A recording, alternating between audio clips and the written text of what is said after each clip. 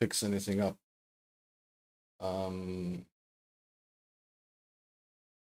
Okay. Let's just see if that works. See if that does any better, and then we can chat, and I'll see now. Right. Hi, Roy. Hi, Chris. Hi, Matthew. Hi, Rama. I'm just trying to see if I'm getting any anything out of the stream, any pictures, or if this is actually going to work or not. But we're having a real technical day today. Everything went pear-shaped. I don't know. Windows did an update, and it absolutely destroyed everything, it looks like. Just trying to see if we're getting anywhere here or not. Doesn't seem to be anything picking up on that side. So I'm just going to go to the OBS here and just see if we've got live video capture. Boom, boom. That's right. And that's live display. That is right. So that should work. I don't see why it's not working. Okay, let's just see if anything comes up here.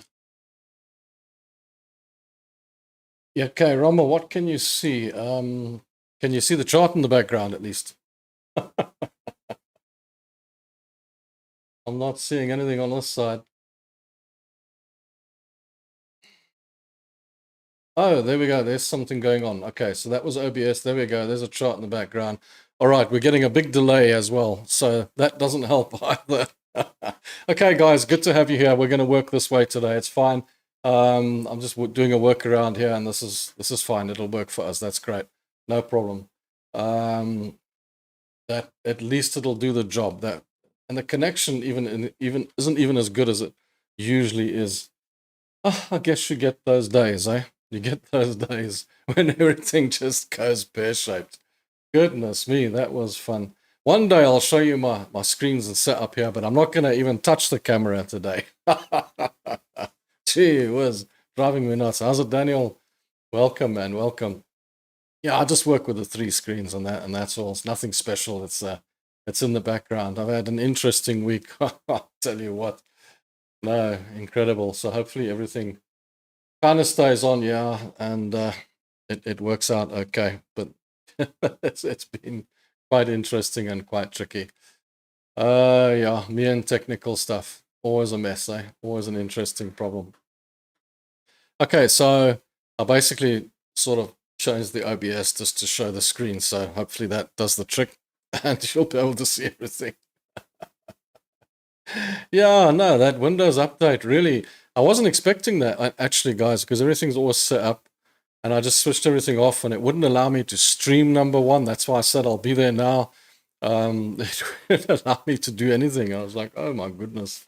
Yeah, no, okay. Luckily we got it figured out. We've got something going. It's working. And that's the main thing. As long as it's on and it's working, and then I'll have a look at it for next time to make sure it's hunky-dory and all the rest of it. I had to change settings in the background and all kinds of things. My goodness, man. I wish they wouldn't do that to me. I tell you what, they always catch me out with it. And I'm running a couple of computers here, so it makes it even more complicated. I tell you what, nightmare on my street. Yeah, no, totally. And then I go to the optician again this week and they tell me I got some kind of bloomin' rare hereditary eye disease or something. I don't know, some genetic thing. That needs to be sorted out as well. That's just great. What a week. Okay, so yeah, let me talk about the trades, guys. Right. Okay. US 500. Why am I looking at that? No, I'm not looking at that. The Brent crude, we're still long. That's still going. That's fine. The Bitcoin trade that I took is gone, and you'll notice that's gone. It's gone on the funded trader account as well. Where's the funded trader account? Here we go. Funded trader account. Bitcoin's also gone here. As a result of what actually happened was, okay, let me explain the whole thing to you guys so you understand what we did. What we did, we moved the stop loss up. We bought it at around the 80s down here, okay? And it ran up nicely, went into a decent profit. Well, I followed the profit up. I did take the stop loss first to just above break even. Then I took it up to 84.7, and then I took it up to 88. And then last night it ran up to 93, and I put the stop loss at 91,000. I put it down here at 91,000, just behind the 93. Now, I know our target was a little bit higher, but I thought, if it keeps on running, and I just had this gut feeling that this thing's run hard. So I put the stop loss at 91,000, and lo and behold, it came back and took it out. So it took it out on all the platforms. It took it out on my main platform. It took it out on the funded trader account and anywhere else. So that trade is now no more. But now what I'm waiting for on this is for it to come back down to this area here. I think I have drawn it in on the funded trader account one. Let's just see BTC. Yes, I have drawn it in here. You'll see I've drawn in the nice little demand area for money, which I believe is down here at around the 81, 82,000. So if it would come back and just take some of that money and go up, that would be great. Otherwise, it's going to come down to the 87, 88,000, take some money here and continue on up, because nothing goes up in this lamp pole formation very easily. Okay, so hi everyone. Yeah, Bitcoin was a good run. It really did well. Most of the guys that know me here will know that I don't normally trade with crypto. I don't normally deal in crypto. You guys could probably tell me more about crypto than I can tell you. So bear with me when it comes to that. But trading is trading. You know, it doesn't matter whether you're trading crypto, indexes, Forex, whatever. Trading is trading, guys, and that's something you got to get around. It doesn't matter what you trade. You just trade anything. A lot of guys will only trade certain products. For example, maybe just Forex, maybe just indexes, maybe just commodities, or maybe just crypto, whichever. But the problem around that, guys, is if you, for example, are only trading Forex, you find yourself trading with products that are going to do the same thing. So, for example, you're trading Euro, US dollar, Great British Pound, US dollar, ZAR, US dollar CAD, so on, so on, so on. And then something goes wrong with the US dollar, your whole portfolio folds with it. It just goes that direction. So it's nice to sort of split things up and trade different products, trade a bit of index, trade a bit of gold, trade a bit of Forex, trade a bit of whatever, because it splits your whole portfolio up nicely, and it works for our system where, you know, some you win, some you lose. It helps with that sort of scenario as well, and they don't all go off in one direction. Okay, so Daniel says CoinMarketCap is a great monitor at 89, so it pushes the upside still. Hello, everyone in the house. How's it? ZZZZ1. Welcome to the live show, which is finally up and running. We had such a lot of struggle getting it all up and running today. It's good to see Rama here today. Hi, everyone. And always, Daniel's always here, top contributor, Daniel. Roy is always here. Chris is always here. Good to see you again, Chris. Matthew, welcome back. Good to see you guys. You'll notice I left you a little Discord link at the top there, just in case, for those guys who didn't get involved. I don't charge for it. It's totally free. And it's like a WhatsApp thing. It's just so that you can contact and be in contact and put your trades up for the other traders and that sort of thing. I'll put what I can up there as well. Crypto market cap in its entirety has passed the 3 trillion mark. Yeah, you know, I got a lot of stories about crypto that, you know, even Jordan Belfort feels the same way as me about crypto. Exactly the same way. In fact, Jamie Dimon feels the same way about it, and he runs Goldman Sachs. So, look, at the end of the day, guys, it's just a feeling of there's no tangible value to cryptocurrency. There's no asset value that we can see or feel. And when you're an old toppy like me and you've been around for a long time, you like to see asset value. You like to see something tangible to hold on to. And when it's not there, you start to see pyramid schemes all over the place. You start to see these things happening. And I don't, till this day, I do not trust it. So as a trade, cool. As a long-term investment, I'd rather put my money into something that's got a tangible asset sitting behind it, like Coca-Cola or Amazon or Nvidia or something to that effect. Not to say that they can't go bankrupt or go down or close up or whatever the case, but they do have some kind of tangible asset to show you of value. And that is something that always concerns me about crypto. Right, tulips. Coin market. Okay, where am I missing out here? Rama with charts, etc. So this video is probably going to be quite a mess on the start because of all the different pictures and whatnot. So yeah, maybe I'll have to edit it. But now when you edit that, there's always that scenario of they want to turn it into a normal video. So, you know, we'll just leave it as it is and doesn't really matter. So just excuse all that mess. Stephen C, morning. How's it going? Now, normally when I'm trading, I play music in the background or I listen to the radio. But I don't even leave that on here in the live streams because, you know, then YouTube has copyright hassles and all the rest of it. So I just switch all that off as well. So I don't hassle with that as well. Otherwise you end up with these like, I don't like getting notices, copyright and stuff like, I don't like that sort of thing. So I just stay away from it altogether. Switch the radio off, keep it quiet in the background and that's it. Yeah, no, you'll notice in the videos I do try here and there to throw a few things in, but yeah, I'm still careful with it as well. Don't want to mess around and what have you and cause trouble. So yeah, where were we? Yeah, Bitcoin. So we went through Bitcoin. We're still holding this Euro Japanese yen, which was actually doing okay earlier, and now it's gone back up again. So unfortunately, that one is working against us. Not a great trade at the moment. Oh yes, the FTSE. We were long on the FTSE. And it took our stop loss out here. Nasty, eh? Took our stop loss out right down there. It was very close. I mean, I get that. But by the same token, why did it have to do that? But anyway, it took the stop loss out. And now it's gone all the way back up. So that's actually more painful than actually the stop loss getting taken out. The fact that it's turned around and gone the other way again. But that happens and you don't revenge trade it. We'll wait for another trade and see what happens. There's a good chance it might still turn and go downwards. This morning when I saw the DAX, I was thinking that the FTSE is probably going to now turn around and start going up as well.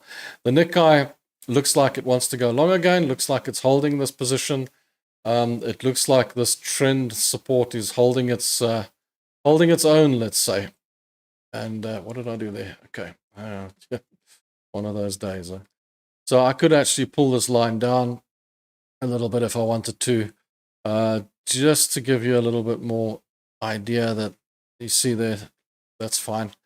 So you are actually still within the trend support, and this is going to probably take off on the long side again, the Nikkei. So that looks okay. SA40, definitely short. It's broken through its support, and this is now a resistance. It's going to go back, retest, and go down. So that's done. Gold, I'm looking for 25,000. Probably going to come down to the 25,000 mark, and then you can look again. Brent, we are still long. And, well, at least that trade's working out quite well, just like the Bitcoin. So that one is now pushing out, and it's going to go to the upside, looks like the one's going to be fine. I should have traded out of this Euro Japanese yen when I had a chance, because I was looking at it earlier thinking, it's not a nice trade. Perhaps we should let it go. And what do? We held on to it. So anyway, it's a short. That's what we're holding on to. The Australian dollar, US dollar, was looking short this morning. Looks like it's broken through and it wants to go down.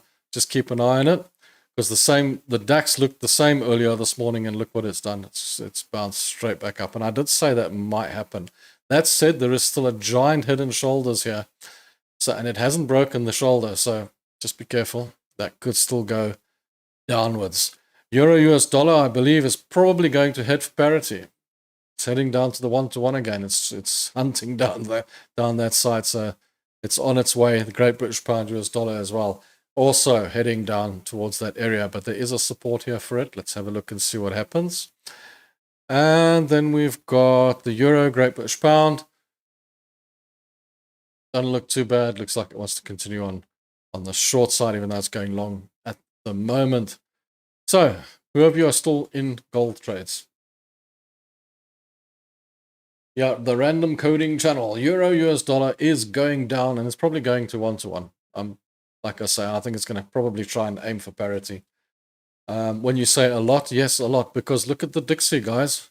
Remember what I said to you guys the other day about looking at the dollar itself? That's the Dixie, okay? Just look at the dollar itself, and you can actually play off that. It's going up. It's going up, constantly going up, non-stop. So you've got to look at that and say, well, you know, obviously the euro US dollars, the converse of that, it's going to go the other way. So it's going down and it's pushing hard.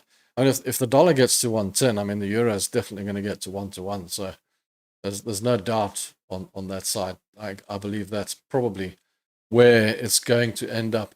So the funded trader account, where are we? Okay. We tried to pick it up, but last night we had a FTSE loss of about $170. We had a Bitcoin win of about $250. We had that's it. And then the other two trades are still here. Okay, so we've got Brent, which is 68, and Euro, Japanese yen is losing 41. So the account is still going, still there. It's not gone. So we're still trying the funded trader account, still trying to grow that, just for a bit of fun. And then the normal accounts, they're kind of struggling along this month. There's not a hell of a lot of profit to talk about. So one of those months, we'll see how we go. Let me know how you guys are doing. Hopefully you guys are doing well. But these traders that tell you they make $1 million in a month are most probably lying to you, because that's not how trading works. As I've told you 100 times, it's a 50-50 game. And this is not where you make, this is not a cash machine, let's put it that way. This is a career, a job, and you have to figure it out.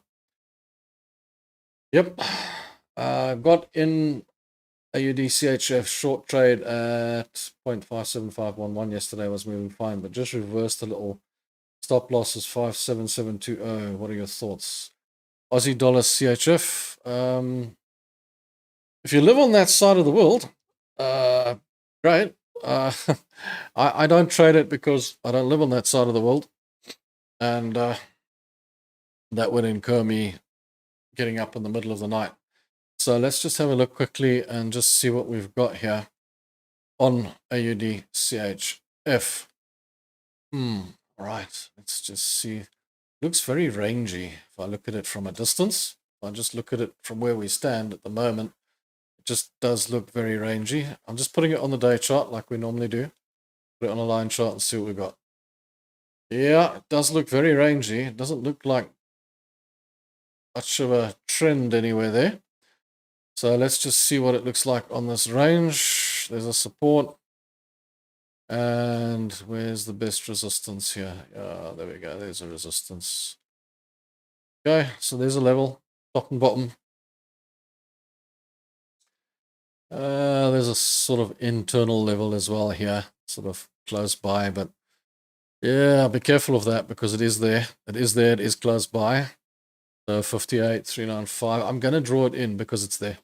The solid level in the middle here.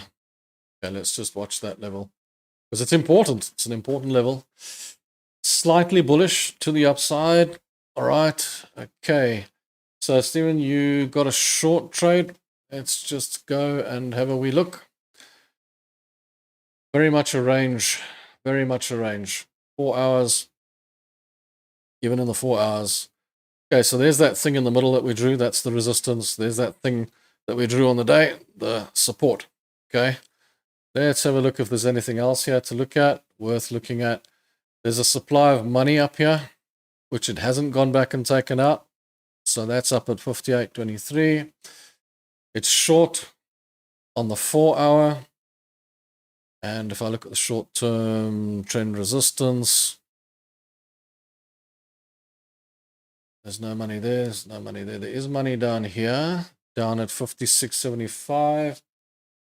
Stop loss 57.20. Wow. 57.720. Sorry, 720. 720. Just above there. Okay. Yeah. Yeah, I see that because there's a trend resistance in there. I see what you're doing. Yeah, it's a fair trade. I suppose your target's down here somewhere. 56.90, 56.80. Yeah, I see what you're doing. Yeah, that's fine. It's a good short. You know, I don't normally take trades in the middle of an area like this because it's neither near here nor there for me. But that is in a short range and it is going down that way.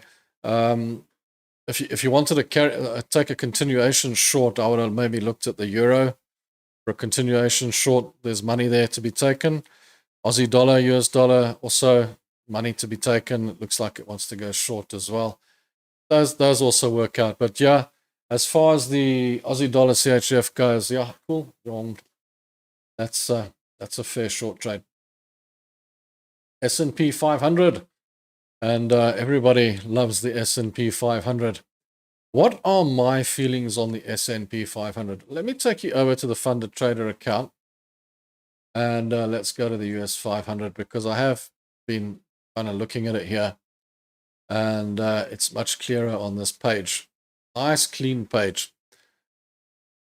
So we've got this lamp pole formation, which is, as you know, shot to the moon and gone up. And remember last time we had this flag pattern, something happened, it dropped down, turned around and shot up. Now normally flag patterns simply resolve to the upside. What this tells me in the market is that the buyers and sellers are nervous. You know, they're not sure that this thing's going to go much further. It's kind of, yeah, it's at all-time highs. I said it would push for 6,000 for Christmas, but it's already at the 6,000. That concerns me. That concerns me that it's already, because round numbers are really important in the markets, and especially numbers like a 6,000. That's a big number. So I got a feeling it's hit its head here for a while, and it's gonna mess around. It should resolve to the upside, and if we get the Christmas rally, who knows where it'll go to. I doubt it's gonna crash. I doubt it's gonna come tumbling down just yet. In January, yeah, possibly. My concern is what's going to happen with us over Christmas, because we normally have the Christmas rally, and where can it go? It might just mess around here, flutter around, maybe between the 60, 50 and the 59, or it might just correct a little bit down to this 59, 58, 80, and then go back up to the 6,000, sit around here, and in January we'll get the correction. But yeah, and that's me looking at different periods of the year again, because I just know in the past that's kind of what happens every time. But I'm just looking at this, and it's very seldom that we get to November and we've hit an all-time high like this, and we're going into Christmas, because yeah, that's kind of a scary one, bit of a tricky one. So this is a very tricky trade. If I was going to take this long, I'd much prefer at the moment just to wait for it to sort of, it's like an air bubble. Just let it release a little bit. Just let it release some pressure. Let it come back a little bit and calm down to the 59.50, maybe the 59 level, and then get back in and go long. I think taking a long from this level is high risk. And I don't want to use the supermarket mentality, as I always tell you guys. I don't want to use the supermarket mentality and say, this is expensive, you can't buy it now. Because when it's expensive, it's good. It's really good, and it's probably a great buy. But this has happened on euphoria. This has happened on the euphoria that Trump was elected for whatever reason. They're very happy with him being elected there. And maybe because in his last term, he did very well with the finances. So, you know, so this is a bit of euphoria coming in with the election ending, and it's the aftermath, and this is the buy-in from that. But in the reality, there's still money flow in America. There's still money flow going back and forward. Now, I'm getting into depth here of fundamentals, and we don't normally trade fundamentals, but it's just think about it, guys. Just think about it. You know, you've got to use your common sense as well when you're in trading, not just lines. As I tell you guys, it's not just squiggly lines. It's also a bit of common sense and a little bit of psychology behind how you take your trades. And we all know it's a 50-50 game. But, you know, you got to look at what's happening in America at the moment. This is euphoria. The money flows are not going to change. There's going to be an inflation a scenario that's got to get sorted out, and because inflation has been going mad, and they've been playing around with interest rates to try and resolve that. That's all still there. It hasn't gone away, and it all depends on the euphoria here. Is, oh, Donald Trump's going to come in and he's going to put his foot down and stamp it all out in a day and a night, and that's probably not going to happen. So there's probably going to be a bit of a correction here at some point. I expect January most likely. And you'll get a slight correction, maybe even down to the 56s, 57s, whatever the case, a big correction down here.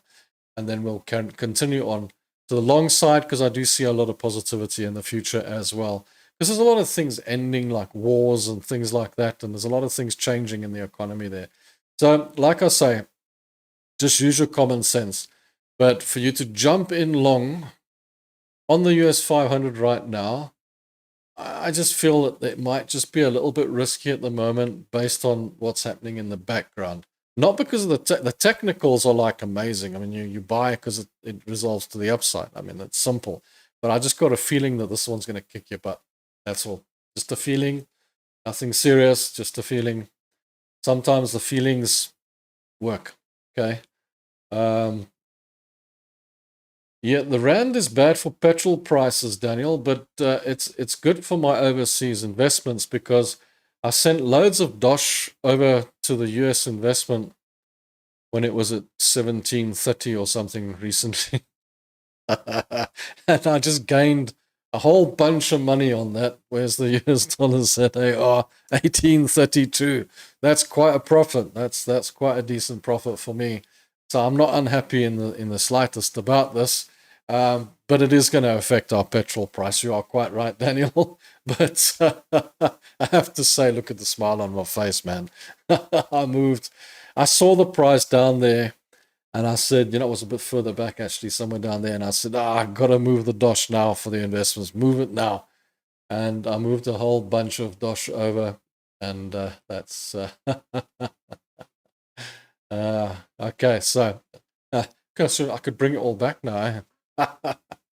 But there is a rule of 14 or 15 days. You're not allowed to bring it back. So, but anyway, yeah, that worked out well. I actually thought it was going to go against me. I actually thought this was going to go into the 16s, and I thought, but it doesn't matter. It's a long-term investment. That's money I put away, and if I buy with that money, if I buy shares with that money, I'd never sell them ever. I buy them and I'll leave them there. I'll actually do another video on investing for you guys. It's not like this where you buy into charts and you in and out, and buy high, buy, sell low. I buy when I see an opportunity. I look at a price and I say, you know what? I'm going to load up on that now. And then I leave it and forget about it. I don't even go and I don't care. I don't go and look at the prices, nothing. I leave it there. I must say the US portfolio has done pretty well this year. I think I'm up about 28%. But the South African portfolio is single digits. But the South African portfolio, they pay good dividends. I mean, high percentage dividends, whereas the US not so much. So you can look at that as well. Put it into your system, but because I don't include dividends in that. So you all know that on that side. So yeah, the petrol price is going to go up, and yeah, I'm certainly not too unhappy about that right now. This will turn around again. Don't worry about it. And it all depends on the oil price as well, because at the moment, Daniel, the oil price, well, it was down, and I'm not too unhappy with the oil price going up right now either, because it's a trade. But anyway, but it has been coming down quite a lot. So unless that suddenly goes back up to $100 again, we should be okay for now on the petrol price. Don't see too big a problem there. Okay, so Christian, I only trade cryptos. I don't trade stocks.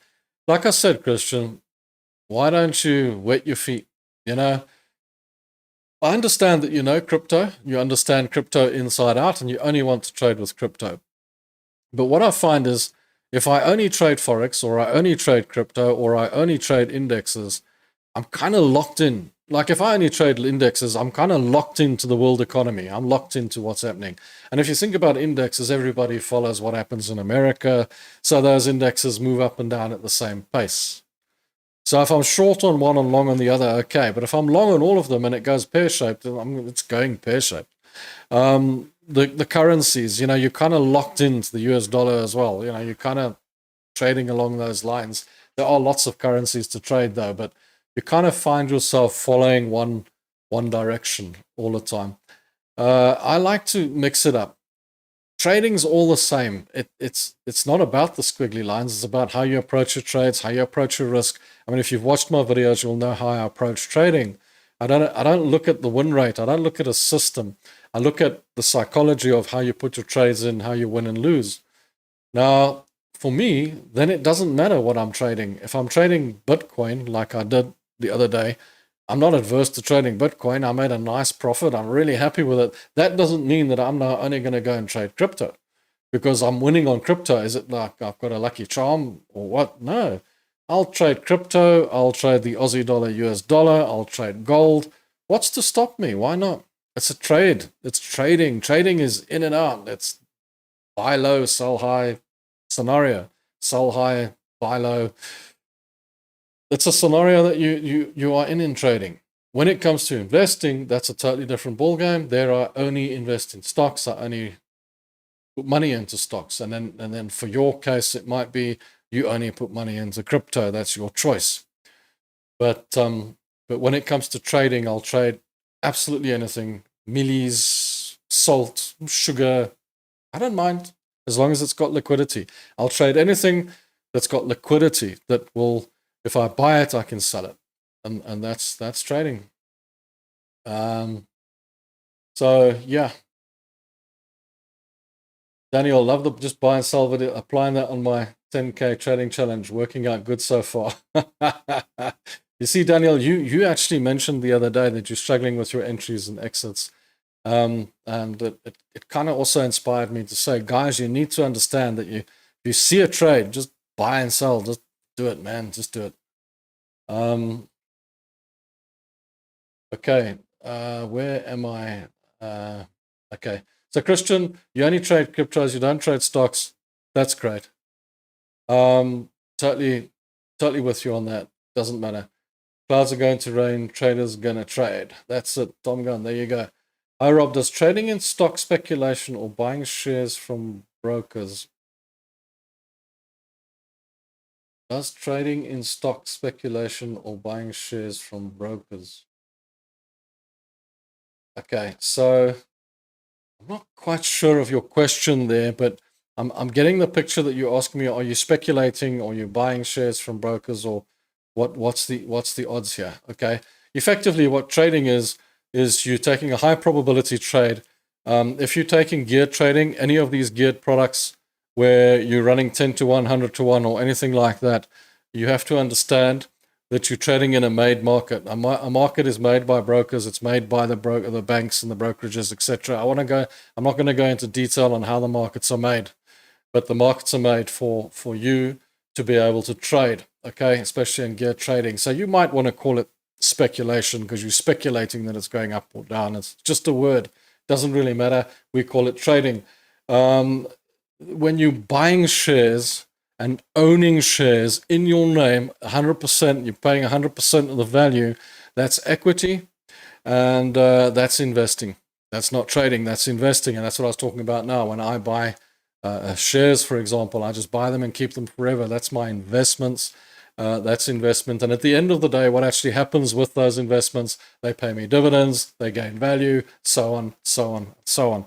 And that's a totally different ballgame to trading. No, not totally different, but if you understand trading, you'll understand investing a lot easier and a lot simpler. But there it's like you buy something and you look at it again in 10 years' time. That's kind of investing. That's a different ballgame altogether. That doesn't mean you have to ignore factors, for example, like Dan and I were discussing just now with the price of petrol. I'll move my money into my American investment account when the rand is a certain point, and I'll move it back if I want to when the rand is a certain other point. So you want to look at factors like that, and you want to look at which markets are trending and going up and down and that sort of thing, and what you want to invest in. But the American market's a good market to invest in stocks in. Okay. So where, Aaron, how's it? Gold, where is going? Well, it's not leaving town. Let me put it that way. Gold's not leaving town. It's staying in town. It really is. But what it's doing is correcting. Okay, so what you have to understand in the stock market, well, I call it the stock market because I've always called it that. You know, when I started trading, there was only stocks and it was the stock market. I know we got Forex and commodity and crypto and all these different markets now. I just call it the stock market. So just don't quote me on words, right? Because I'm not a big fan of fancy words. But what's happening with gold is it's doing what we call a correction. Everything corrects. Nothing goes up in a straight line.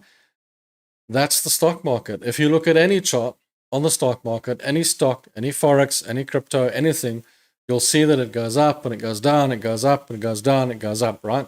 So what gold is doing at the moment, when you say where's it going, it's not leaving, it's just correcting, right? So now I'm looking at gold as, okay, here's a strong support here at around the 25 level. What did I say? Round numbers, guys. Round numbers are really important in the markets. 2,500. Why are round numbers important? Is it because the algorithm sees a round number and it draws a line in the sand and says, well, that's where I'm going to stop? No, because the market is made up of buyers and sellers. Guess what? They're human beings. Human beings, what do human beings do? Human beings tend to navigate towards round numbers. When you want to go to the shops and the guy says to you, that'll be 24.99, and your brain goes, is that 24 Rand? No, it's 25 Rand. You round it off upwards and you say, why did you tell me it's 24.99? No, I was trying to trick you into buying it. We round things off. We like to round things off. So we see the 24, we don't see the 25. So that's what our brains do. That's what we psychologically do. And that's what my trading program is all about, guys. It's all about trading psychologically. It's all about trading the markets with your psychology, not with the squiggly lines. The squiggly lines will give you a high probability trade. They'll give you a system to trade with. They'll give you an area where you can manage your risk. But at the end of the day, you've got to put a little plan in place that makes you the money. And if you watch the videos, you'll see how we do that. I can't go over it every single time unless somebody specifically asks me. But it's all about how you manage your risk on each individual trade. Okay. Tom, I'm going to appreciate your work. Thanks, Tom. Thank you very much. Scott, hi, Rob from Florida. Scott, you're back from Florida. How's it going, man? Glad to see you back there. I haven't spotted your name for a wee while. It's good to have you back on board. I've been seeing all these other traders, not watching, but seeing all these other traders out there doing their 5-minute chart thing and what have you, and driving us all insane, telling us that we're going to make so much money and making it exciting and what have you. But there are one or two other guys out there like myself that are pretty straightforward and tell you that there are risks in the market. It's a risky game. It's 50-50. This is not a cash machine. You're not just going to make millions out of the market. I saw one guy asking a YouTuber who you can clearly see that YouTuber hasn't made a lot of money, and he was trying to show his trading stuff and whatnot. They're asking, why don't you drive a fancy car? Where's all your money and all the rest of it? Now, this is the psychology behind it, because you've been psychologically BS'd into believing that you're going to make $1 million in a day. And there's guys wearing Rolex watches and sitting in a fancy Rolls Royce with a laptop on the side and all that. And, the people buy into that. They really buy into that. You can't believe the psychology behind it, but people buy into that BS. And it's clearly it's a scam. Clearly it's a load of old rubbish, and maybe they're just trying to sell you a course. But no, at the end of the day, guys, trading's a career. You can get your best life from it. You can make a life worth living, and sometimes you can become incredibly wealthy from it. But I've seen some of the best traders in the world, and I've seen them come and go, and it's not easy, guys. It's not an easy game. For me to have been around for 30 years is actually could I say it's a blessing? I'm amazed that I've lasted this long and handled it this long, and I love it. And I've been very blessed to have this life. But to be honest with you guys, it is not easy. It's not a simple thing, and maybe it's just lucky if your brain or your psychology clicks on it, and suddenly it realizes, hey, wait a minute, light bulb moment. That's how it works. That's how it works. Gee whiz. It's not about the little lines and squiggly lines in that guy's system. It's about how you trade. And when the light comes on, that's when everything comes together. So yeah, when you use leverage in Forex and you lose a trade, you owe the broker the leverage amount, the amount coming from your account that is stipulated in your stop loss. Well, yes, there you go. This is actually an excellent question, and I'm really glad that you brought this question up, because you know how important that question is. When you take a trade, and I'm just going to use round figures so that we all understand what we're talking about, because I don't want to get overcomplicated or anything. But if you take a trade and your contribution to the trade is $1,000, you put it says your leverage is $1,000, and we're giving you a $10,000 trade for that $1,000, right? That says you've paid 10% for the trade, so you've got $1,000 in. Okay. If it loses $1,000, you lose all your money. That's as simple as it gets. So you lose the whole $1,000, and effectively, if you don't have more money to add to it, it's going to close the trade. It's going to close the trade right there. Done. No more money in your account. They close the trade. Or there's a margin call. They're going to ask you for the money, right? So if it goes $1,500 down, they're going to ask you for the other $500. You owe them that money. Now, the danger of gear trading, and this is why I say we try not to leave the trades open over the weekend, is because during the week, you can have stop losses in place. You can have an automated stop loss that says, listen, if it gets to that $1,000, take me out of the trade. I don't want to owe anybody any money. I'm out of there. Okay? But on the weekend, those stop losses are not working. On the weekend, those stop losses are not operating because the market's closed. So when the market opens up on Monday morning, what actually happens, guys, is you've got to understand this, is when it closes on Friday afternoon, let's say, then all the orders and whatnot are in place, and the way the world ended on Friday is the way the world ended on Friday. And on Monday morning, let's say it's a company, like let's say it's, I don't know, pick a company, I don't know, Amazon, and let's say over the weekend, the CEO resigns and something happens to the company and there's a nuclear explosion in the company and something happens, okay? Monday morning, you're going to wake up and all the orders are going to be way down at the bottom. All that difference is where you're going to end up. So if you had a $10,000 trade in and you had a $1,000 risk, on Monday morning, you could wake up and it could be $20,000 down. And you could owe the broker $20,000. So, you have to be very, very, very, very, very cautious on how it all works out and that sort of thing. Yes, you owe the broker the money. That is totally how it works. If you don't want that scenario, then you go to investments and you pay 100 1-to-1 for your investment. That way you can only lose your own money. Gold and silver always seems to be the inverse of the US dollar. Generally, because if you look at this, where's the funded trader account? Look, this is gold, okay? That's gold, right?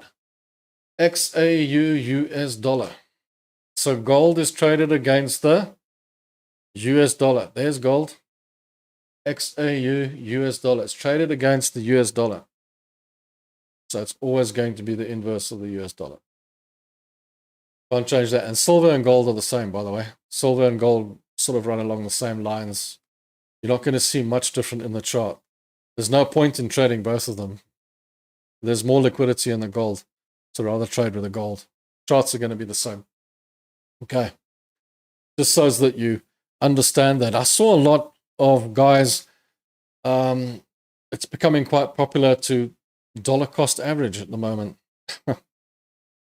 What I'm totally against. In other words, is it the martingale effect? Where dollar cost averaging is where you take a trade, and if it goes into a negative, you double up on the trade to average it down, and it goes a bit further, you add more and so on and so on, and eventually it comes back and it breaks even and you get out of the trade. Well, that's the idea behind it. My problem with it is it always ends in tears. I've seen over the years that it always ends in tears. You will blow a couple of accounts, you will lose a lot of money, because sometimes in life things like this happen, and that distance there can be quite painful to a trade like that. Now, I understand what the guys are saying with it, like it always comes back and so on and so on. Yeah, well, not always, and the market can hang on a lot longer than you can usually. So the other problem I have with dollar cost averaging that I don't agree with, okay, and don't get me wrong, the guys that are teaching it or showing it or trying to promote it are very successful, and they obviously know what they're doing. My problem with it is you might not be, okay? You might not be able to do it. There's a lot of discipline involved with it, because most people who dollar cost average don't want to have a stop loss.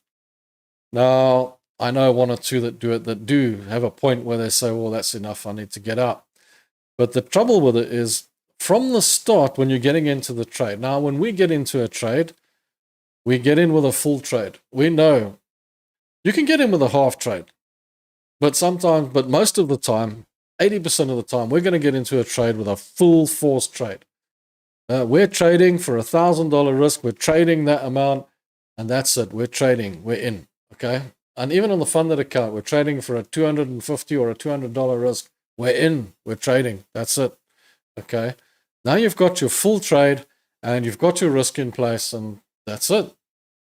With DCA, you're gonna sort of get in with a, I don't know, 0.1, 0.01, or you know, from the start of the trade, you're already saying I've lost the trade. You're already saying you're basically taking the trade with a view to, I'm probably going to lose and I'm going to add to it. If you know that's the scenario, then what's the point? Because if you win from that point, you're going to win pennies, and if you lose when it gets bigger, you're going to lose pounds. So I've seen it over and over again. I've seen this come and go many a time in my career, and I've seen many a person convince me that dollar cost averaging works.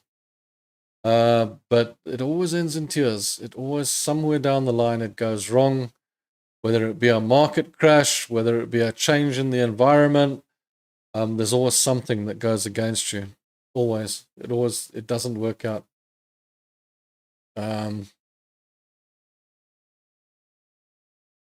Dollar cost average, and only works on physical gold and silver. But you know, Daniel, even there, I hear you, because gold and silver doesn't go anywhere. But for example, if you were short on gold at $1,500, okay, and your dollar cost averaged, I don't know, I think it's going to take you a hell of a long time to get out of that trade. Sure you can, but yeah, you know what I'm saying. It can be done, but you need a bank account to die for, man. You know, you need to keep on adding, and I suppose if you can cover the costs, you can do it, but it's dangerous. It's very, very dangerous, and yeah, I don't know. It's not for me. I don't think it's the right thing to do. A lot of guys are promoting it at the moment and saying that's the way to go. Now, you know, if you were me and you had the FTSE yesterday long and you got taken out with your stop loss here, I mean, the guy who's quoting it to me would be saying, you see, Rob, you got your stop loss taken out and now it's gone in your favor and you would have had all your money back. Yeah, you're probably right. You're probably right. That's the sad thing about it. But at the end of the day, somewhere down the line, it's going to go pear-shaped. And when it does, that's when the tears come. Like, why did I do that? Why did I do that? Yeah. Yeah. Not on trading. It is for buy the real thing. Okay. Yeah. You know, I'm just commenting on it because I've seen it. I've seen it out there, and I'm just It's interesting that people are getting into that. I had a comment on it the other day on what's my thoughts, and the guy said to me, yeah, well, what's your thoughts on dollar cost averaging, or averaging down, or hedging, or whatever the case? And you guys know my thoughts on it. It's deadly. In fact, I'll be honest with you guys, I tried it for a short while many years ago, probably about 15 years ago. And it was quite painful, to be honest with you. Quite painful. Because you average, and it just keeps on going in that direction. It just never gets better. I tell you what. Yeah, Matthew, it comes back to the risk management. It's the whole point of... The thing is, Matthew, if you take a trade and you take it really light because you're gonna average it down, right? You're gonna average it. So you make sure you take your trade extremely light with a view to, look, I know that this might lose and I'm going to add to it so that I can average it down and make my money back. But now if that trade wins, like I say, you're going to win pennies. And if the trade loses, you're going to add more to it, and loses, you're going to add more to it. And if eventually you have to get out of that trade, you're probably going to get out of it with a huge loss. But the winning side would be just like small amounts. So trades that go into a win don't make you anything, and trades that go into a loss can lose you a lot of money. And you must remember, while you're in that loss, while you're adding to that loss, to average it down, you've got money invested in there. You've got funds invested in there. Those funds you might need those funds. They might be necessary for other trades, but you're investing them all into a losing trade. And you don't even know if it's ever going to turn around and come right. I just see it as exactly what I've been telling you guys, how to trade with the risk and how to trade with making a profit 2-to-1, making more on your profits, losing less on your losses. In dollar cost averaging, it's kind of switching it around. You're making less on your wins and losing more on your losses. It just takes... I had someone mention the other day that, yeah, they're winning with dollar cost averaging. They're winning and they're doing well with it, but they've blown 2 accounts. And I'm like, you're telling me you just blew 2 accounts? So I'm thinking about that and thinking, if you blew 2 accounts, doesn't that mean you lost a rather large amount of money on those accounts? And then you're still dollar cost averaging on other accounts. So no, it makes no sense to me. Well, it does make sense, but I can't see where it's gonna be the win in the market. And like I always say to you guys, the wins are not in a win rate. The wins are in your profitability at the end of the day and how you approach with your business plan and so on. You want to make money at the end of the day. A win rate is, like I say, it's meaningless. It doesn't matter if you have a win rate. What matters is if you actually make money. The risk management for me is the way to trade. I look at it as, I'm going to lose that amount and I'm going to win that amount. Maybe it's because I've owned physical businesses and I understand the assets and liability side of a company and costs and that sort of thing. There's a cost of trading and there's a win side, and that's as simple as it gets. DCA doesn't work in anything. It doesn't work in anything. DCA ends in tears. Dollar cost averaging ends in tears, particularly in stocks. Okay, stocks are probably one of the worst. In fact, if I was going to tell you, look, you can dollar cost average, I would say only use Forex, because Forex at least stays in a range. It is a far distant range. Okay, so be careful of that. 1 minute the euro US dollar can be 130, and the next minute it can be 1-to-1. Okay, so that's a huge amount of money, all right, on a product like that. But it'll stay in that range forever and ever. It's not going to move really far out of that. The odd occasion you do get currencies like the US dollar ZAR that went from 1-to-1 to 18 over a period of years, but that seldom happens. They normally stay within a certain range, and at the moment the US dollar ZAR is staying between 16 and 19. Okay, So you know that the currencies tend to stay in that range. So if you were going to use that philosophy, stay with Forex, stay with currencies. But indexes, shares, and things like that, do not touch it. Do not even try it, because shares will go to zero and they'll take all your money, right? And if you're dollar cost averaging, kiss your money goodbye.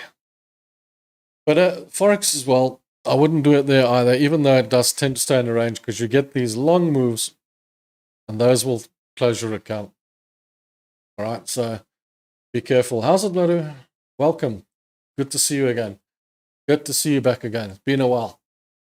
Right, so not sure what time it is in the US at the moment. I haven't got my clocks here, but yeah, as you know, at the beginning of this stream, we had a lot of problems getting it going, and that was a nasty one. I'm going to have to look at it.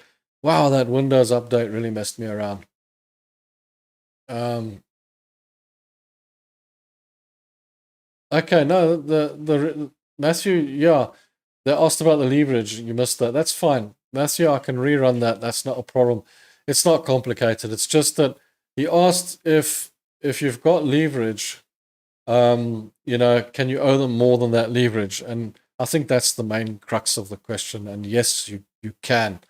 So if you've put $1,000 in as leverage, and you've got a $10,000 trade, and it goes down over the $1,000, and you haven't been able to stop out, because say you were open over the weekend or something like that, and it goes down an extra $1,000, then you owe them that extra $1,000. Yeah, you do.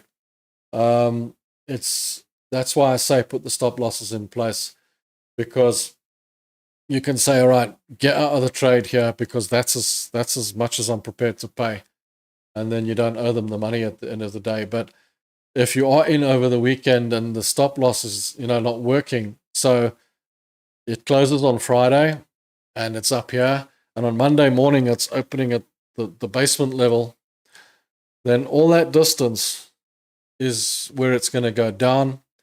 And let's say you got a $10,000 trade with $1,000 your leverage. Okay, you've put it in. You put in $1,000. You got a $10,000 trade. If that trade drops $5,000, it'll take you $1,000, and you'll owe them the other $4,000 as well. And if it's not in your account, you'll get what we call a margin call. They'll call you for margin and say, "Hey, we want our money." Okay, so yeah, you do have to be careful with gear trading, with scenarios like that, which is why I promote, if you can, get out of your trades on a Friday and come back on a Monday, because if that happens to you, if it goes over your stop loss, then you owe them the money, and that's a margin call. And I'm talking about a small trade now, but these things happen with big millions, with millions. I mean, in the company that I trade with here in South Africa, there was a couple of times where in the past, and they sorted this out, where, you know, the guys get buddy with the guys at the office, and blah blah blah, and you know, they're millionaires. They got 3, 4, 5 million rand or dollars or whatever the case might be, and then, you know, they go under on a big trade, like just before a crash, and then they say to the broker, "Oh, come on, just spot me another mil, spot me another few 100,000, whatever, just keep the trade open." Okay, and then they do that on the margin call, and the market carries on crashing, and the broker ends up with a bill. So they don't allow that at all anymore. They won't allow that. They will call a margin call is swift. Let me tell you, they want the money now.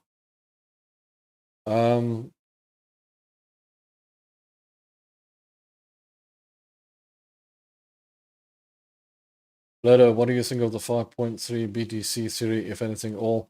I don't think anything at all. I haven't looked into it, to be honest with you. So you could probably explain more about it to me than I could to you. I don't know the theory. That's cool, Matthew. Yeah. What causes the huge spike in the NAS 100 at 1500? It's just the market opening somewhere or something else. Spike in volume. Okay, so Daniel, you know, it's you could call it a liquidity sweep where it goes up that way and then it comes all the way back down this way, right? So that's a liquidity sweep. But what you get on the NASDAQ is a tick.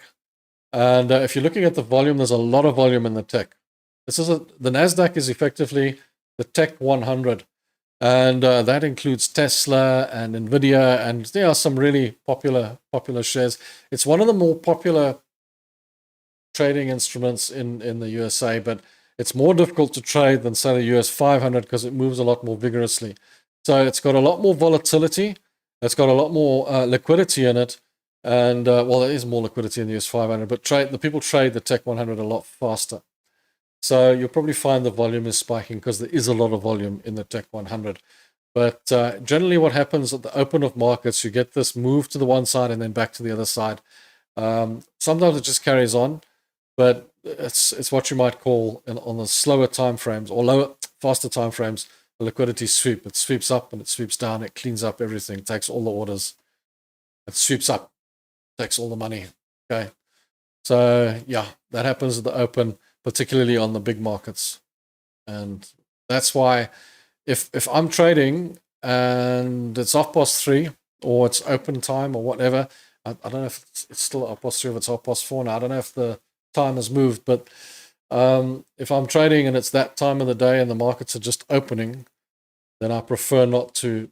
I'd wait 15 minutes before I take a trade. Just let it sweep, let it take its money, and then look at where it sits. And then take your trades. Because we're not 5-minute traders. We're swing traders. We're position traders. So we want to position ourselves in a trade. And if you try and take a trade when markets are opening, even the European markets, doesn't matter, then you're going to get sucked into that sweep either way. If you're a 5-minute trader, then you probably want to be in that sweep. You want to try and use it to your advantage and see which way it goes on a daily basis, etc. at open. But if you're not in that sweep and you're a 4-hour trader like we are, and you don't really want to get involved in that sweep, rather stay out of it for a 15-minute period. Just let it settle and then get in. Give it time. Give it time to settle.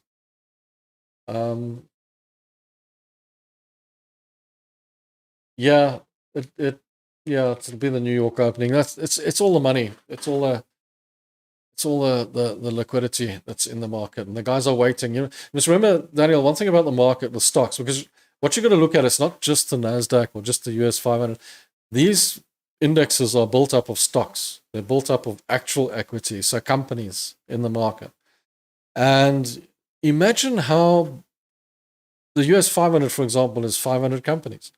So imagine how many people are sitting waiting with their orders, or how many orders have been put in the market before open on these companies, right? To sell and buy and whatever. Okay, whether it be Apple, whether it be Nvidia, Tesla, whatever.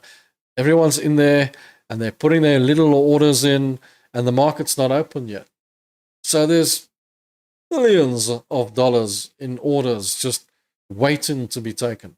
They're like, and the guys have put their price orders in, and sometimes it's an institution, like a massive institution that wants to buy hundreds of thousands of shares, which are not easily available on the open market and on a particular company, or there might be a company opening and closing or whatever the case. And then these orders are in place and nobody can touch them until that market opens, until that bell rings. And when that bell rings, it's like releasing the pressure on a pressure cap. It's like opening a hot radiator cap, and all that water comes spewing out. Everybody just wants to buy. All those orders have to be filled. Okay. And then they just start filling orders one after the other. And that's what pushes the market one way or the other. And it's dependent. It's not, people aren't buying the NASDAQ. They're buying all those companies within the NASDAQ. And that's what's pushing it up and down. Those orders have to be filled, and they get filled. They're getting filled by liquidity. There's buyers and sellers all waiting there. This is why I always say to you guys, the sooner you understand that it's not about lines, or it's not about indicators, and it's not about win rates, when you see the human being behind it, what's going on in the background, what it's actually all about, the reality of it, then suddenly the light switches on and you start to see what's going on. You know, start picturing, like, imagine Black Friday and everyone's waiting outside the store, okay? And they're pushing on that door, and that door's bending, it's bowing. That's exactly what's happening at the opening of a market, okay? It's bowing, it's bending. And then they open the doors and it's just this rush. Everyone dives in because everyone wants the special and the orders are getting filled. It's real human beings, and that's how it works. That's precisely how it works. I hope that explanation is viable for you guys.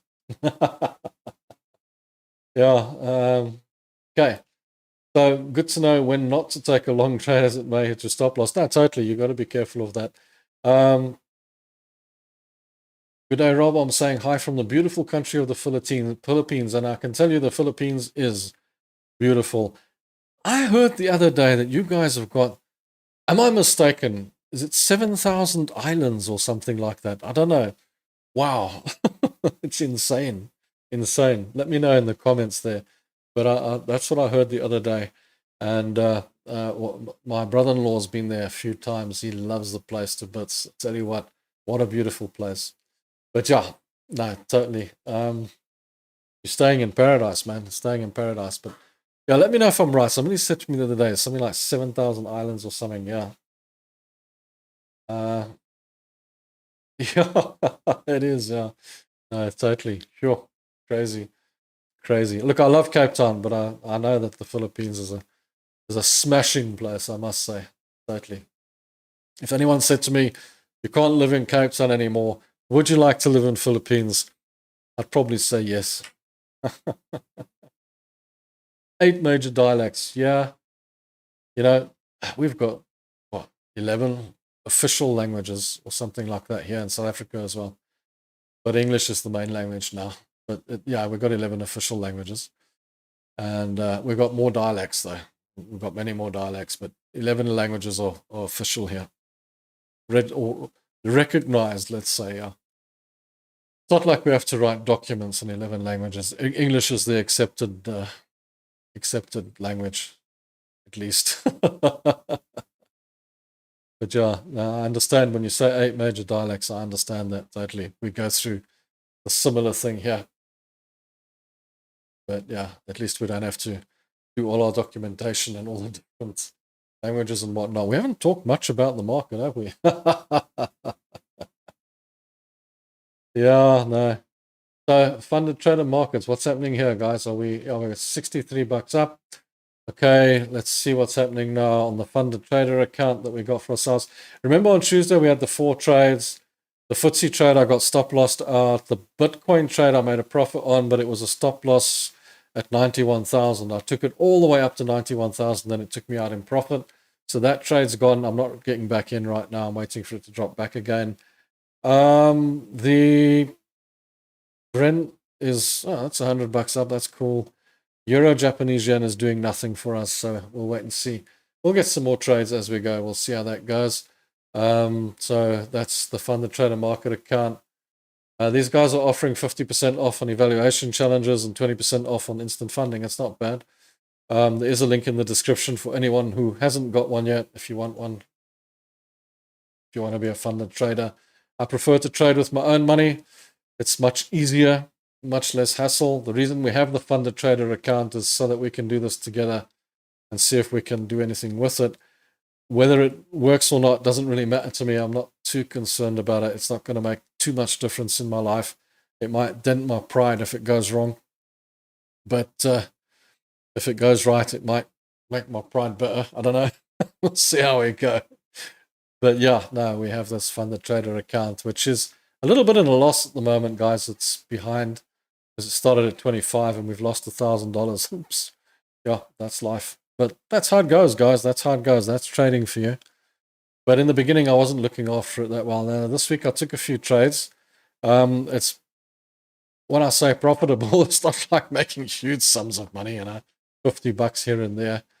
But yeah, okay, well, let's get it back up there and make it work. That's fine. No problem. So that's the funded trader markets. That's working. That's the goodie. What I like about them as well, though, is this trading view they gave, which they put on the match trader. That was actually quite cool. It wasn't there in the beginning. They actually added that in, which is much better than the standard stuff that's there. Or you can have the C trader or whatever the case.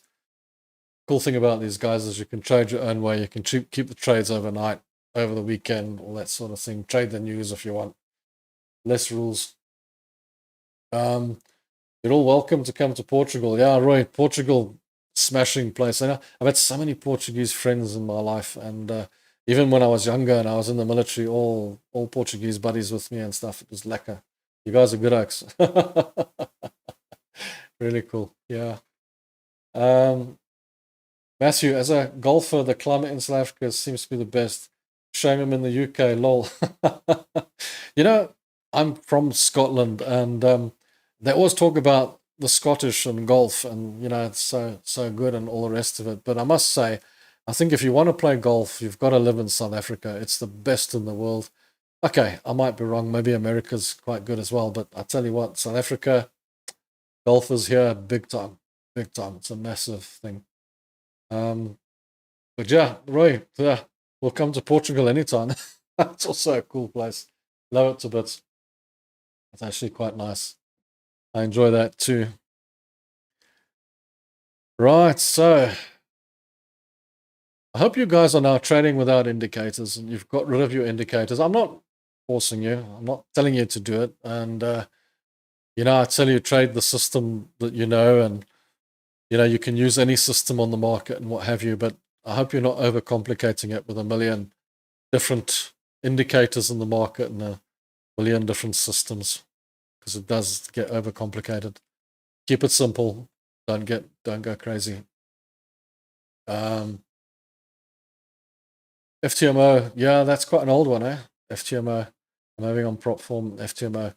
How's that going, DM? How's the FTMO going? Is it treating you well? Is it coming right? Are you working with it? Are you still in the challenge? Let us know. Let us know. Let us know. I see you deleted the message, but it's okay. I read it before you deleted it, so you're bust. We've got you there. We've got you there. Can't get away with that one, eh? Yeah, no, totally. There you go. You wrote it again. I'm trading on prop firm account on FTMO. Yeah, that's fine. Absolutely fine. The regular payouts. That's good. That means you're making money, dude. That means you're making money. That's great.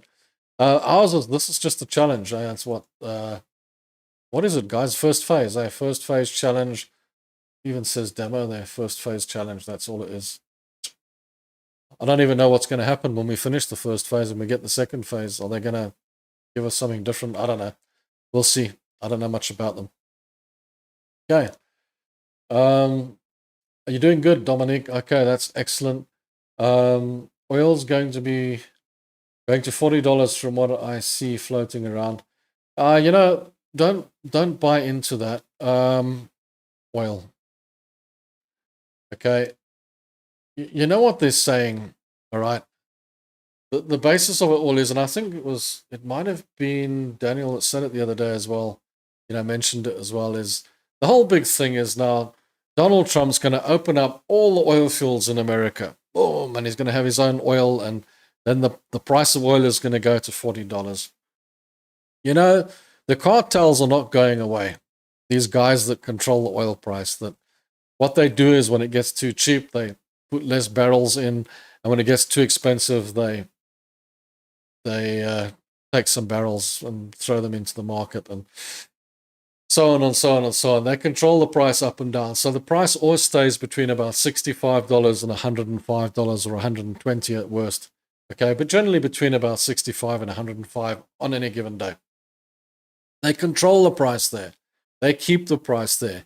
And in all the years and years and years, you can go back for years, it doesn't change much.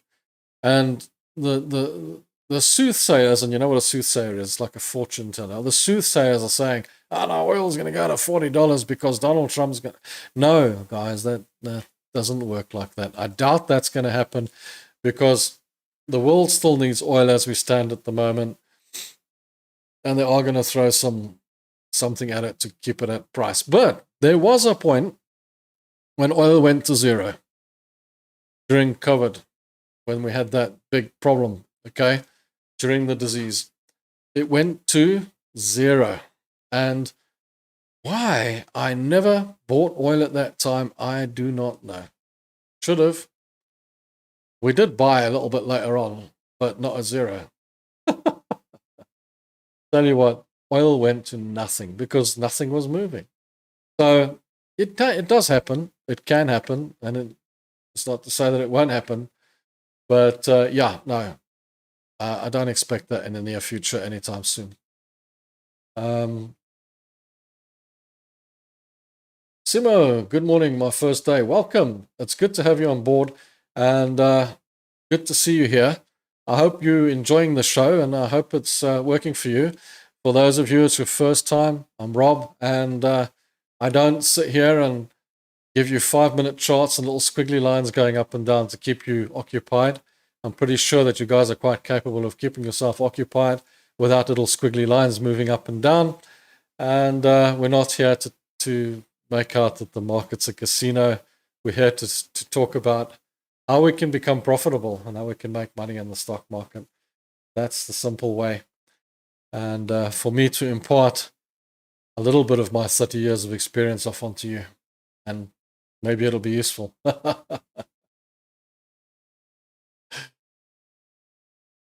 Yeah, look, I actually know so much about fundamentals. Thanks, yeah, thanks. We like about your simple approach, but know something about fundamentals. Like I said, I actually used to trade with 50% technical, 50% fundamentals. Fundamentals were very important to me for a long time. But I must say I've dumped the fundamentals quite a lot because they tend to mess your mind around. But by the same token, that doesn't mean I'm going to walk away from them. They're still in my mind. I know they're there. I know they're there. And I keep an eye on it. I do understand it. And I don't just walk away and go, oh, fundamentals. They're still there. I try to trade what I see, but the fundamentals are always in the back of your mind.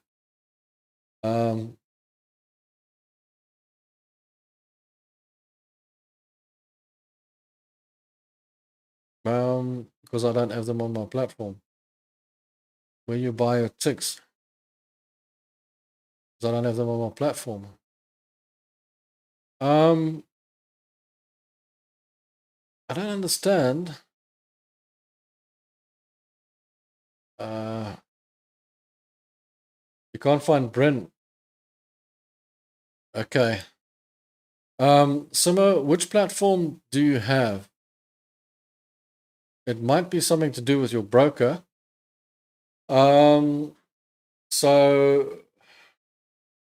it depends. Your broker might be running something under a different name, but Brent is Brent, so it should be there. Let's just have a look here. Brent is Brent. Brent is Brent. So you should have Brent. Maybe you don't have Brent on your platform. On the cash platform, it'll be under a number of different things, but Brent is also there. Yeah, but futures should be there. Indices should be there. Okay, are you trading on MT5 by any chance? Because on MT5, you do have to do a little bit of a roundabout and make sure that you've got all your commodities coming up and all your indices coming up and all your futures coming up, okay?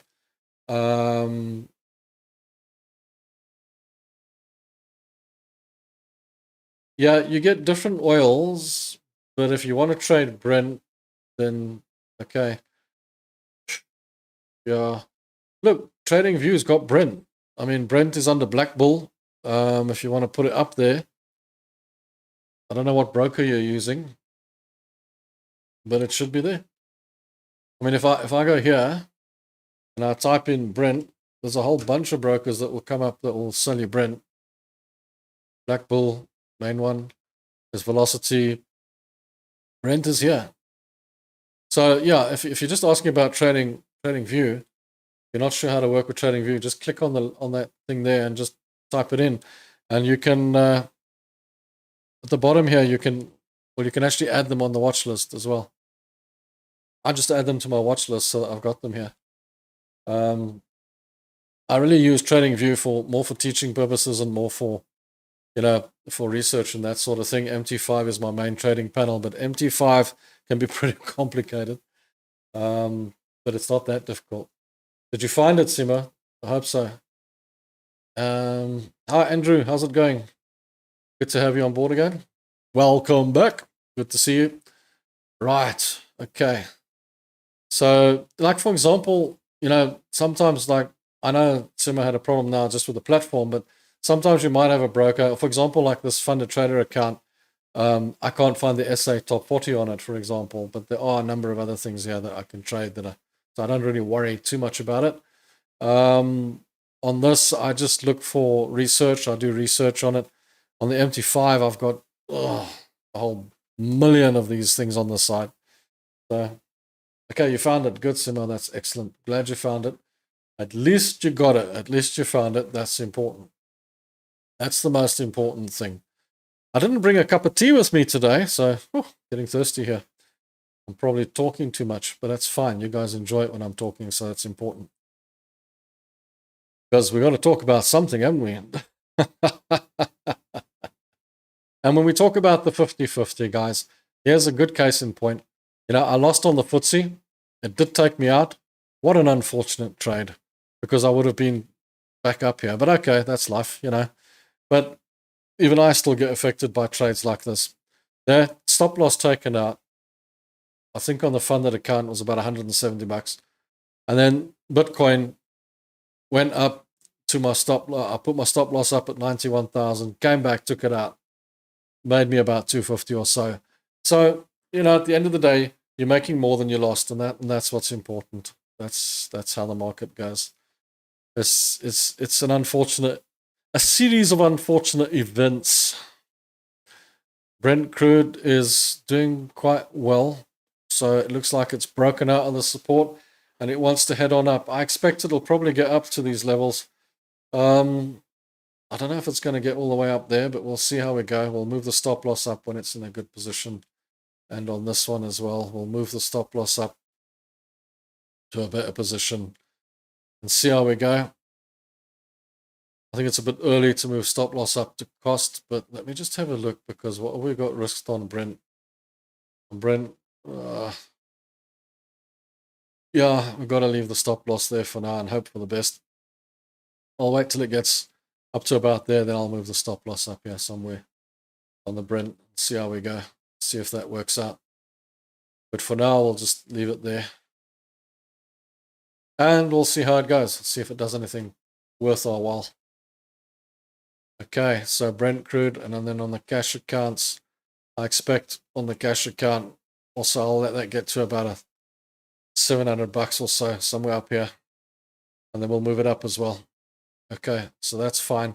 But like we did with the Bitcoin yesterday, it went up into a reasonable profit.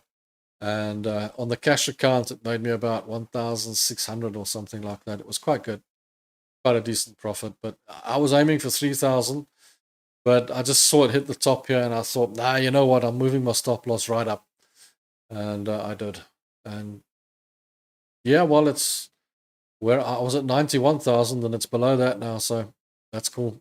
I'm feeling a little bit better about that one than I am about the FTSE, let's be honest. And then I forgot about this one. Oh, gosh. Nasty, nasty, nasty. Getting whacked on that one. This was never a great trade to start. I actually took it because it looked like, okay, it's heading down, it's broken structure, should go short, and it doesn't want to play ball. But yeah, that's trading. They don't all play ball, do they? Sometimes they kick you in the butt, give you a hard time. One of you guys was short on the US dollar CAD on Tuesday. I hope you got out, because it looks like it's going to the moon.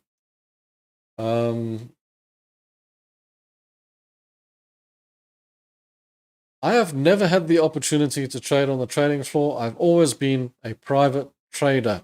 Always been a private trader.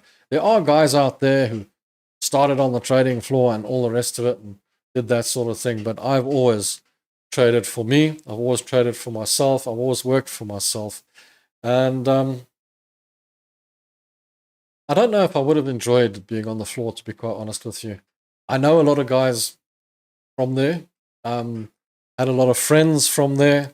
Had a lot of people that we discuss things and whatnot. But I personally have never traded on the floor. and I've always been a trader by myself. Back in the day when I started, we called it trading, but it wasn't really trading. It was investing. We didn't have computers. Well, computers had just come out, I suppose, but they weren't like this. I mean, it was the old dial-up. I can still remember the sound of the telephone dialing up on the internet. But we never traded online. I used to pick up the phone. We had phones.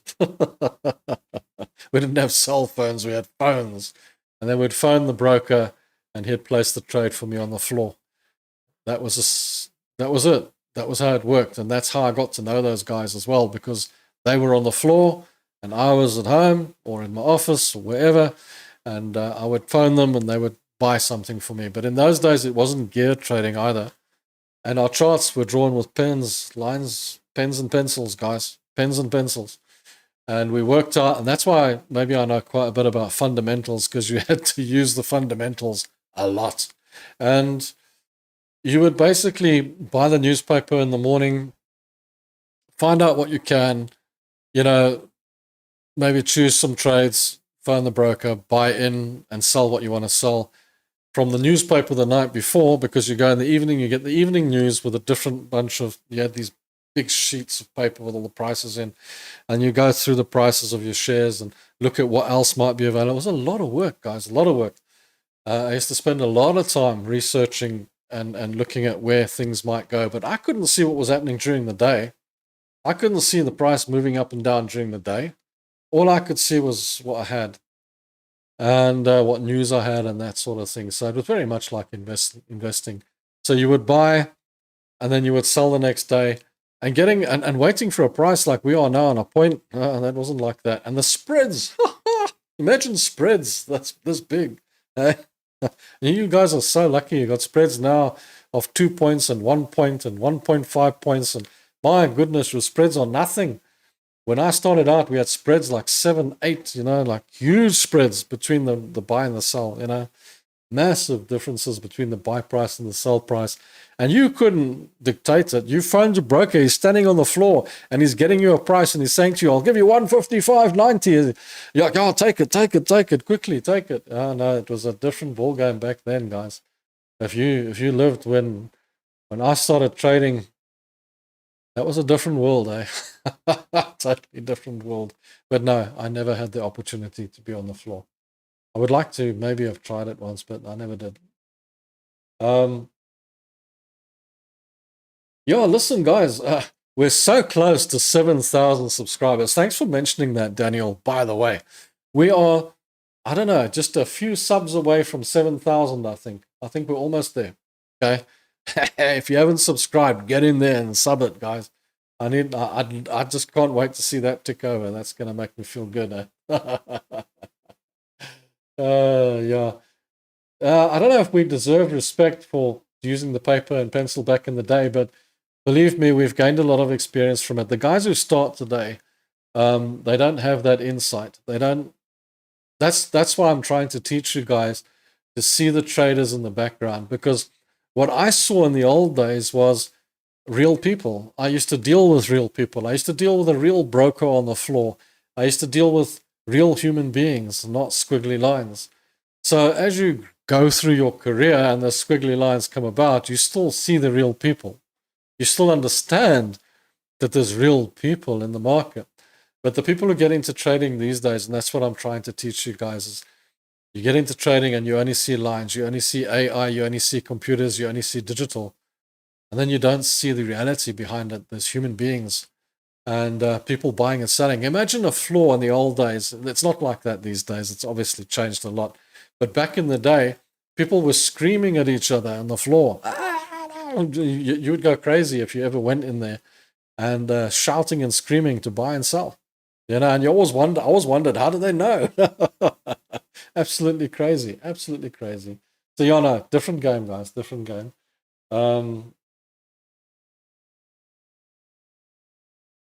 Okay, so what I did on BTC, Scott, is I took $1,000 risk. Okay. I can't remember how many contracts it was, to be honest with you. How would I know? Don't know. Because all I did was, as I looked at $1,000 loss, okay, I worked out how much that will be. to the cost, which was at around 80,000, 81 or something like that. And then it shot up to 91,000 and I made the profit, and it made me $1,600 or something like that. So I worked out that it would have, if it had hit my $99,000, it would have made me 3,500 or 3,400 or something like that. But I didn't even look at how many contracts it was. You actually got me there. I don't know. I can't remember. It was on the trade the other day, and I literally can't remember. It's on my MT5. I honestly cannot remember how many contracts or what I bought, to be honest with you. Interesting. I don't even know how many contract. I just looked at $1,000 and I said, okay, that's the risk. And I took that trade and off it went. Okay, sorry guys. I don't know crypto that well. And as long as the risk was right, that was fine for me. And it went off and it made me a profit. So that was great. And yeah, so that worked for us on this side. Let me just see here. Closed positions. Oh, this one made 231 and 90,999. How many contracts? This was 0.03. 0.03. So I think the other one was probably 0.1 or something like that. Probably. I don't know. I can't remember. Yeah. So, yeah. This was just for this. So I'm just working out how much that one would have been. It was probably somewhere there. Maybe it was a 0.1 or something like that I took. I can't remember. But all I know is that I remember it was being a bitsy bit because it was Bitcoin. But all I looked at was the $1,000 risk. That's how I look. You guys will know me who know I trade into the thing. I just look at the risk, and then I work the contracts back on that. And that's how I take my trades.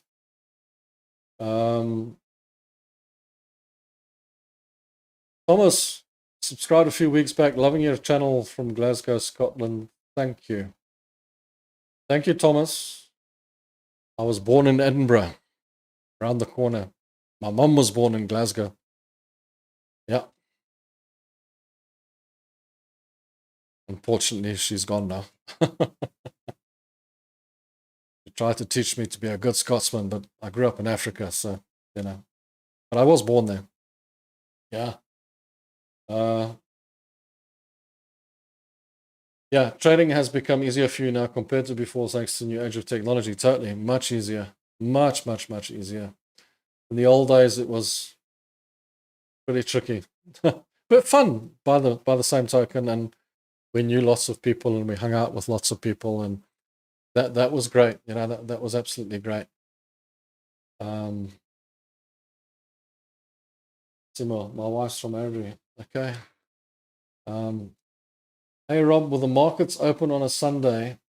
Do you ever put trades on early in the trading week? That early in the trading week? No, I don't. Obviously, that's the crypto markets you're talking about on the Sunday, or the markets opening on a Sunday at a certain time zone. So they're not all open, eh? Just remember, like for example, in your country on a Sunday, it shouldn't be open. Normally opens on a Monday morning, or it opens in the middle of the night, I suppose, 1 o'clock in the morning. Okay, so yeah, but no, I don't open that early. I actually wait. I relax. My trading is very relaxed, so I'll wait till I get up on Monday morning, and then we'll take our trades, and we'll see where we are. I don't stress out, and I take Sundays off. Perfectly honest with you, I take Sundays off completely. Yeah, Thomas, good stuff. Yeah. So Altam there is from Scotland, from Glasgow. And Glasgow. Yeah, my Scottish brethren. It's good to have you on board, have you here. Really great. Really great. I lost my accent when I was a kid, man, because, yeah, I lived here most of my life. And as you can see, I'm pretty old now. Pretty old. So, guys, yeah, that was trading today. Not bad. Not bad. It's been an interesting week. Let's see what the next week brings. And we had quite a few technical problems to start with. but at least we've gotten through the whole scenario in one piece. Seems to be okay. Everything seems to have worked out pretty well. I will have another look at how things are for next week to make sure we don't have the same technical problems next week. With these Windows updates can drive me insane, let me tell you. That was a pretty difficult start today, to be quite honest with you.